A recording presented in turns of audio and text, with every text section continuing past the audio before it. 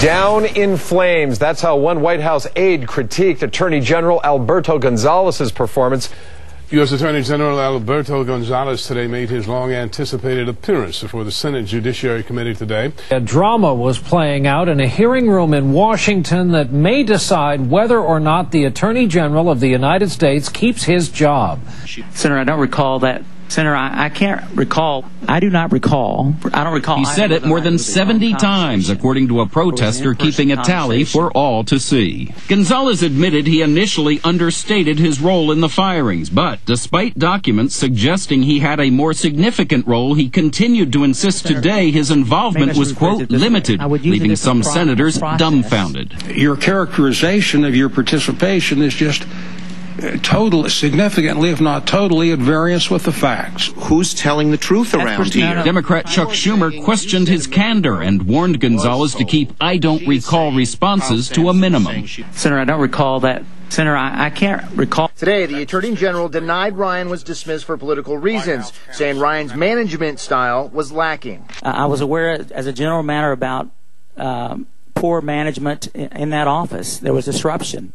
That Mr. Ryan had lost confidence in some career prosecutors. Gonzales is under fire for giving conflicting accounts of the events leading up to the prosecutor's resignations. Gonzales first said that he had only an indirect role, but then later acknowledged greater involvement after the Justice Department released emails indicating he may have been directly involved in some of the decision-making. I'm unsure whether you were really the decider on this list or not. Senator, who was the decider? Senator, I accepted the recommendations made by the staff. I'm the Attorney General. I make the decision. Now lawmakers are trying to determine who actually ordered the firings and if the federal prosecutors, who are political appointees and serve at the pleasure of the president, were let go for political purposes rather than performance. Today, the Department of Justice is experiencing a crisis of leadership perhaps unrivaled during its 137-year history. Even some Republicans on the committee are critical of the nation's top law enforcement official. I believe the best way to put this behind us is your resignation. I don't know whether or not that puts everything behind us, quite frankly. Gonzales said in hindsight he would have handled the firings a bit differently.